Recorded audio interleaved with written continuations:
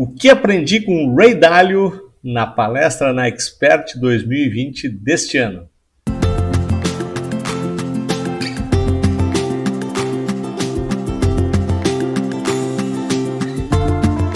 Olá, amigos da Focalize, sejam muito bem-vindos a mais um vídeo aqui do nosso canal. E essa semana, todos devem estar acompanhando aí, talvez um dos maiores eventos do mundo na questão de investimentos. Normalmente esse é um evento que ocorre em São Paulo de forma presencial, mas tendo em vista a situação que estamos vivendo hoje, a XP optou em fazer uma transmissão online gigantesca desse evento e franqueou a participação de praticamente todo mundo sem cobrar um tostão por isso. Então está sendo uma grande oportunidade que a XP está nos oferecendo para aprender sobre vários temas de investimentos. Então, se você não está participando, inclusive vou pedir para colocar o link de inscrição aqui embaixo. O evento vai até sábado e vai valer muito a pena. Possivelmente a XP vai oferecer também gravação no canal do YouTube, Instagram, enfim. O importante é que você acompanhe. Mas o tema de hoje é sobre Ray Dalio, que tive a honra de assisti-lo ontem à noite. E num bate-papo com Paulo Leme, que hoje coordena todo o comitê estratégico da XP lá nos Estados Unidos. E eu queria apontar alguns pontos que me chamaram muita atenção e acho que centraram o que o Ray Dalio colocou, né? Então, primeiramente, sobre a situação atual e o que a maioria dos principais bancos centrais do mundo tiveram que fazer para tentar minimizar os efeitos da crise, né? O primeiro deles, que hoje está com uma margem bastante apertada, que é um dos instrumentos de política monetária bastante utilizados nesse tipo de crise, podemos dizer assim, é a baixa da taxa de juros. A maioria das grandes economias já trouxe essa taxa para basicamente zero, ou muito próximo de zero, então a margem de manobra nesse quesito já está muito pequena. O segundo aspecto foi a questão dos quantity easing, né, que são os incentivos, né, aquelas injeções de incentivos que os bancos centrais colocam em todas as economias, dando liquidez na compra dos ativos para que os ativos se mantenham vivos, ou seja, ela continua fazendo a economia girar. A grande arte desse processo todo é fazer com que esse dinheiro chegue onde precisa chegar, que é na ponta da utilização do mesmo, né? Então, não adianta você fazer o quantity easing e o dinheiro ficar represado em algum tipo de aplicação ou coisa assim. Não, tem que fazer essa coisa movimentar. Nesse quesito, eu acredito que a maioria dos bancos centrais tem sido muito bem sucedido, mas isso em si ainda não resolveu 100%, até porque estamos diante de uma crise onde a gente ainda está aprendendo a conhecer o inimigo, que é o vírus, e ainda não sabemos 100% como lidar com isso, né? Apesar de estarmos chegando muito próximos de uma vacina, não temos a cura efetiva ou a prevenção efetiva para o problema. E pode ser necessário um terceiro passo, que aí a última vez que ele ocorreu foi em 1930, na crise de 30, né?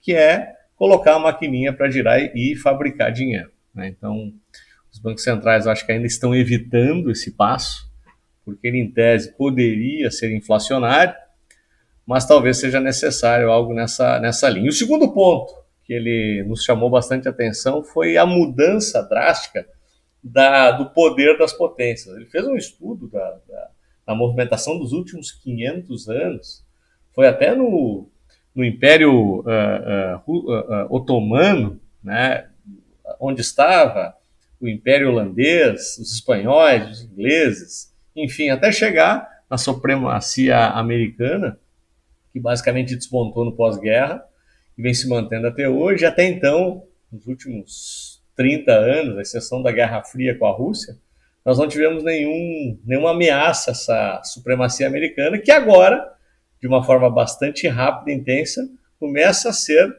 ameaçada pela China, né? Então, a China passa a ser um elemento de disputa comercial, digamos assim, disputa política dentro do tabuleiro, que nos últimos 2 anos foi talvez um dos principais temas, né? Quando a gente coloca fatores de risco em cima da mesa, relação Estados Unidos e China, relação Estados Unidos e China. Então, avança um passo, recua 2. Avança 2 passos, recua 1. Então, nesses últimos 2 anos eu não vi algo muito diferente sendo feito em relação a isso. O fato é que vai se ajustando nesse meio do caminho, mas a China está chegando bastante perto. O terceiro ponto que me chamou a atenção foi algo que já é preocupante nos Estados Unidos e agora, principalmente em países emergentes como o nosso, parece trazer um certo agravamento, que é o distanciamento social, mas da pirâmide social, não do afastamento das pessoas. Ou seja, os ricos estão cada vez mais ricos e os pobres passam a estar cada vez mais pobres. Normalmente, historicamente, quando isso chega a um determinado patamar, começa a existir um outro tipo de crise, né? E isso pode levar a problemas um pouco mais sérios, e aí a antropologia precisa nos ajudar um pouco aqui para tentarmos equacionar esse problema, principalmente ligado à distribuição de renda.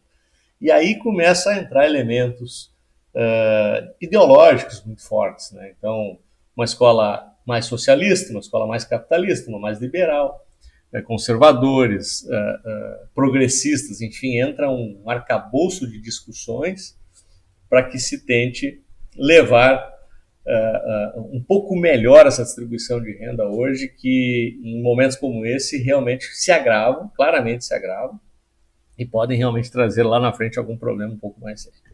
Mas o principal item, o que mais me chamou a atenção, e acho que até foi pouco percebido com as pessoas que eu troquei ideia sobre a palestra, a maioria elencou isso que eu acabei de falar aqui para vocês, mas foi quando se falou na questão do padrão dólar como sendo ainda a moeda corrente nas transações comerciais internacionais e o poder que isso representa.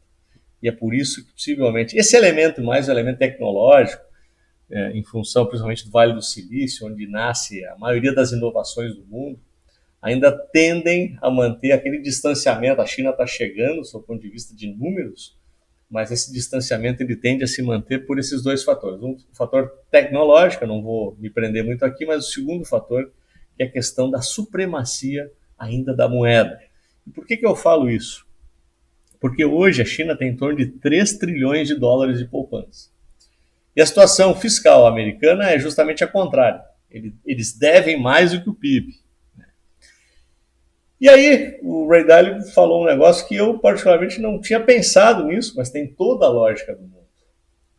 Ele comentou que ele preferia ter a máquina de geração de dólar do que ter 3 trilhões de reserva. Por uma razão muito simples. Quem determina o valor da moeda é quem é o dono da moeda. E a partir do momento que você bota a máquina para rodar, você inclusive pode fazer esse dinheiro se desvalorizar. E você acaba desvalorizando a poupança de seu inimigo. Então é muito interessante isso e os efeitos que isso podem vir a trazer para a economia mundial. Não só no aspecto inflacionário, como ele anteviu na possibilidade de ter que usar mão desse recurso na crise, mas principalmente até como uma arma comercial. Então, realmente foi uma aula, aspectos sobre diversificação, né, incrível. Eu tenho acompanhado o trabalho do Ray já há algum tempo, inclusive ele é inspiração aqui para nós, do ponto de vista do que a gente faz com o nosso dinheiro, e eu sigo o Ray já há mais de 3 anos, e realmente cada vez que a gente consegue ouvir ou ler algo que é produzido por ele ou por sua equipe, a gente geralmente tem ótimas ideias e iluminam a nossa mente. E como ele sempre gosta de citar nas suas entrevistas, a diversificação é o santo grau, né? A diversificação ainda é o último almoço grátis que existe. E principalmente no modelo que ele ensina, que é um modelo de tu ter em várias caixas divididos tipos de ativos que são contracíclicos, né? Eles podem caminhar em direção contrárias, mas com a correlação de risco-retorno favorável em cada um deles. Nessas caixas, você sempre tem que estar posicionado em ativos que o risco é menor do que o benefício que ele pode lhe trazer. E, ao mesmo tempo, tu tem o balanceamento da caixa, você depois tem o balanceamento total. Isso faz com que o seu fundo, desde 96, entregue aí uma média de 7 a 8% ao ano de resultado em dólar aos seus cotistas, o tornando o melhor investidor de fundos do mundo, né? Não é à toa. Então, foi realmente uma aula. Se não me engano, a XP vai disponibilizar a gravação lá no portal. Quem não pôde assistir, por favor, assista. Vale muito a pena. Não é sempre que a gente tem um conhecimento desses de graça na nossa porta. E eu faço questão que você, se tiver possibilidade, assista. E gostaria que você escrevesse aqui embaixo o que achou, né, do bate-papo com ele, se tem alguma visão contrária à minha, se concorda com o que eu falei, se tem algo a acrescentar, que a ideia é qualificar o debate, né, nada mais que isso. Tá? Espero que tenham gostado, espero pelo seu like, espero pelo seu compartilhamento, o sininho, não esqueçam do sininho, que você sempre vai ser notificado das novidades aqui do canal, inclusive de novas aulas. Tem surpresa semana que vem, tá? A gente já vai antecipar para vocês ou amanhã ou na sexta-feira, mas fique atento que tem uma surpresa boa para a semana que vem e espero vê-los no nosso próximo vídeo. Até lá!